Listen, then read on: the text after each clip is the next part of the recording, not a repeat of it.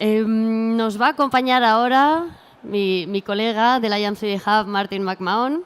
Martin es consultor tecnológico y en Renishaw y sobre todo se dedica a ayudar a las empresas a adoptar inteligentemente todas estas tecnologías. Digamos que es una especie de médico especialista. You're a kind of consultant, like a doctor. You're helping companies adopting these technologies without pain. No? So more or less you're prescribing ibuprofen and things like that. Yes. Martin va a compartir con nosotros el potencial de la adopción de tecnologías de impresión 3D en la cadena de suministro, pero sobre todo va a tocar un apartado que creo que es muy interesante para todos nosotros y es la reducción de costes. No solo la reducción de costes, sino cómo podemos aportar valor a través de la impresión 3D. You know what I was just saying, so please, Martin. Okay, thank you.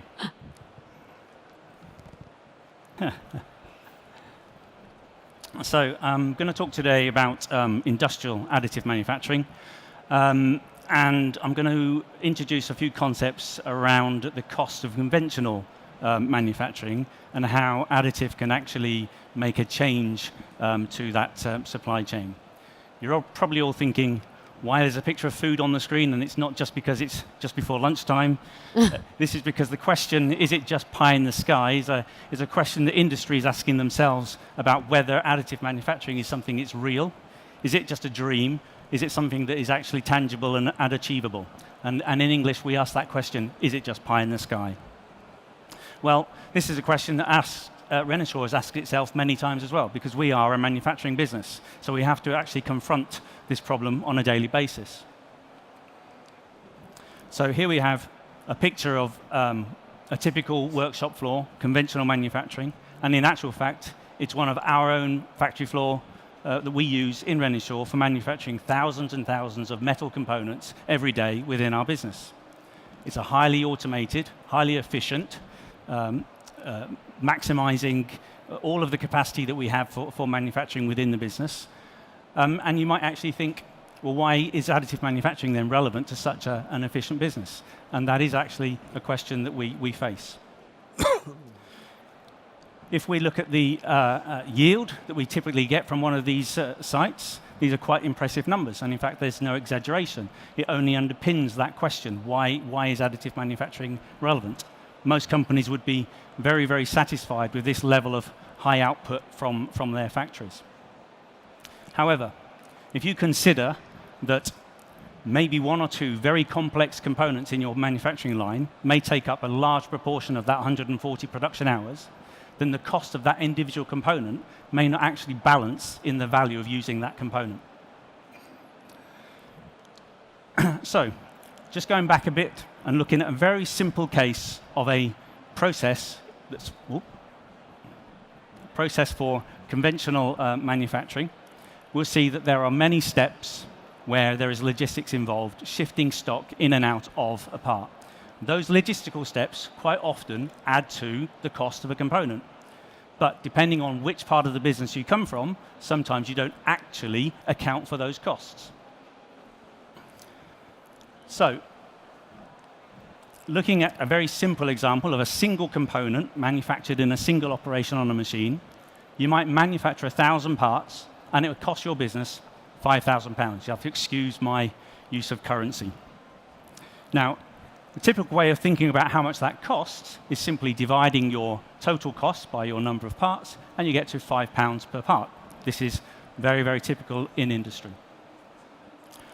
The problem remains, though, that you have these 5,000 parts in stock that have cost you £5,000. When you first use one of those parts or sell it to your customer, the actual reality is it's cost your business £5,000. When you then sell the second part, that's cost your business now £2,500 each, which is a kind of strange way of thinking about the cost of a part. So if you were actually going ahead and selling only a partial amount of that inventory that you've manufactured, and in this case we're saying that we've only sold 800, the true cost of your component is actually £6.25, because you're dividing the total cost by the number of parts you shifted. You still have to account for the 200 parts that perhaps you will never sell and remain in stock. When we look at an assembly, the situation becomes slightly more complex. Here again, we're using a very, very simple case, starting from the basic principles.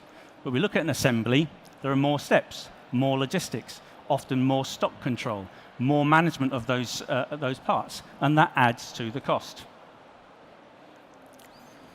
So, taking another very simple example, this is a 3-part assembly.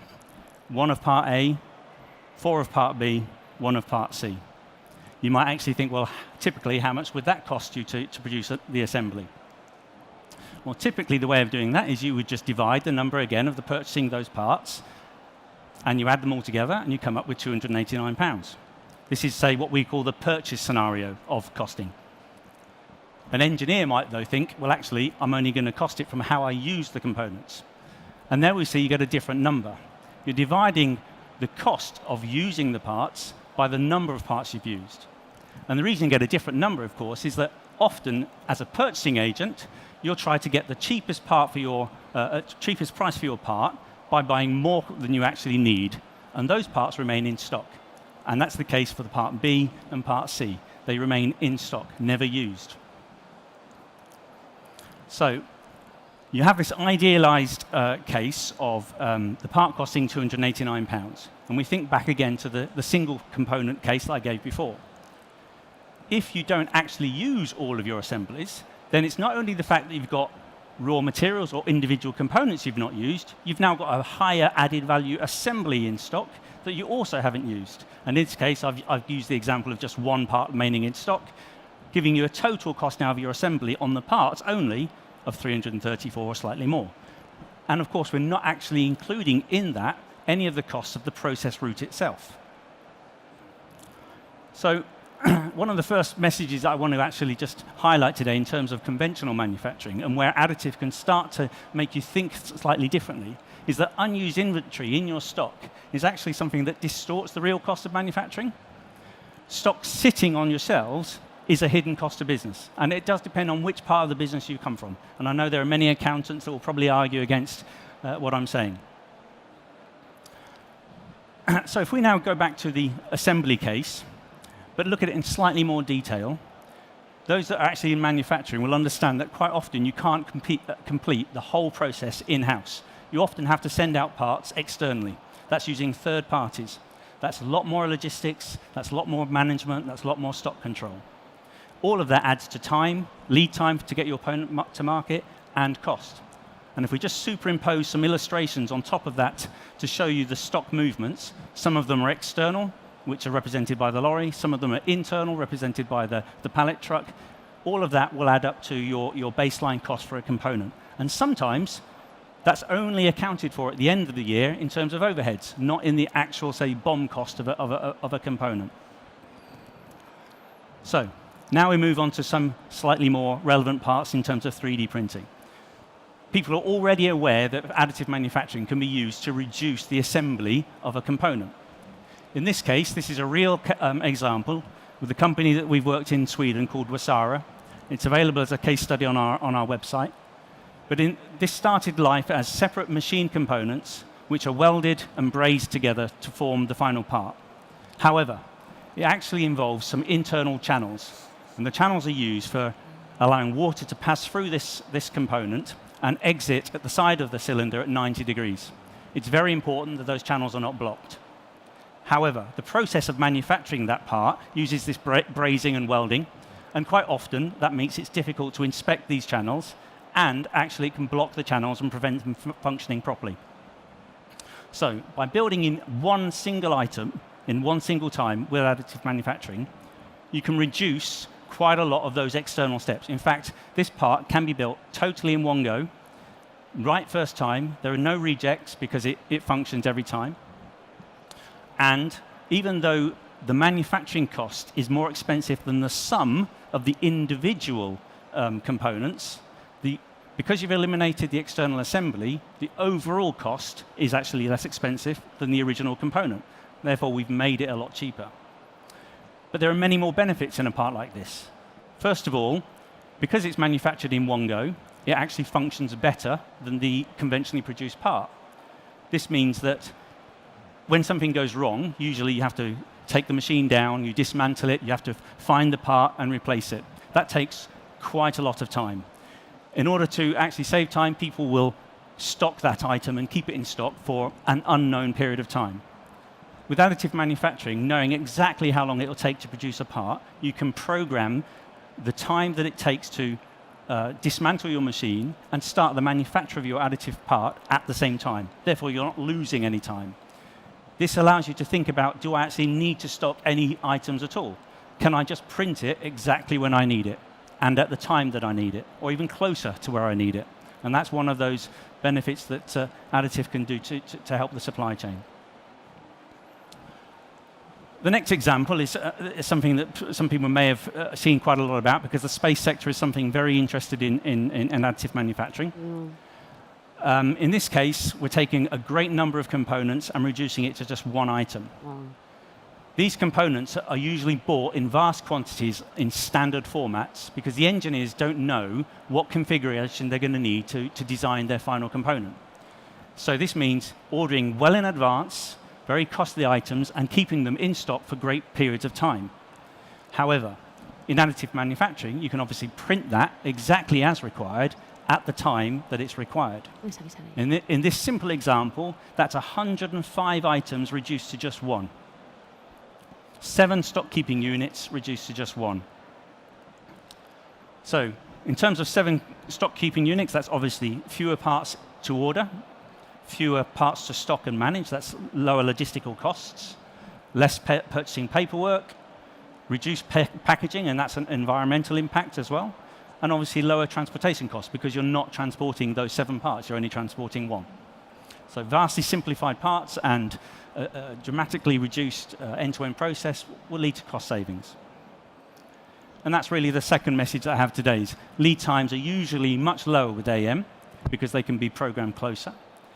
You don't have to actually put parts in stock, and that allows you to order just what you need and when you need it. And forgive me if I just take a few more minutes, because I wanted to explain why this is really relevant to Renishaw. Renishaw is not just a machine manufacturer. We don't just make additive manufacturing 3D printing machines. We use that technology. In fact, we started using that technology in the early days by producing dental components. And we're now linked with the largest dental manufacturer in the world.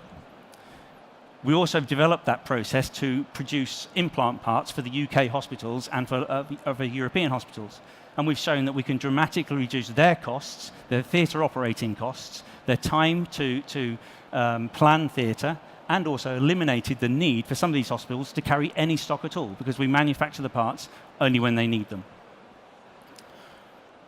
We've also actually added to the benefit of using additive, because we've recently introduced a machine which is 4 times faster, at least 4 times faster, than the conventional single laser machines. These have 4 lasers inside them, inside the systems, and that allows you to drive much, much faster processes. But we haven't increased the cost of the systems by a factor of 4 or even 2, because we're using the additive manufacturing technology to build parts for that machine, which is driving down the cost of the machine.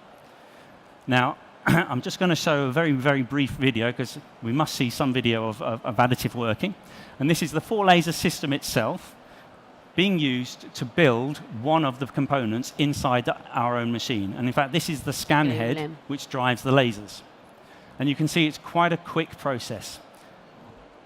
Without additive manufacturing, we would have never been able to develop this technology. And in fact, we would have had to buy 4 individual units, stock them ourselves, and then integrate them into our system. So it's allowed us to vastly reduce but increase the functionality of the machines.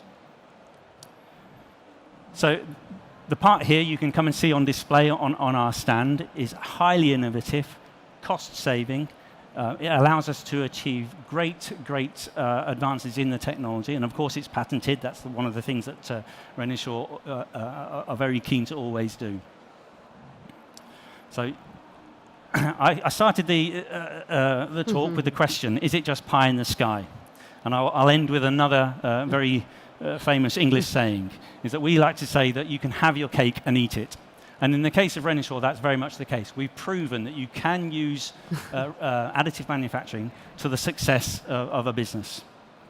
Thank you very much. Martin, Thank you so much.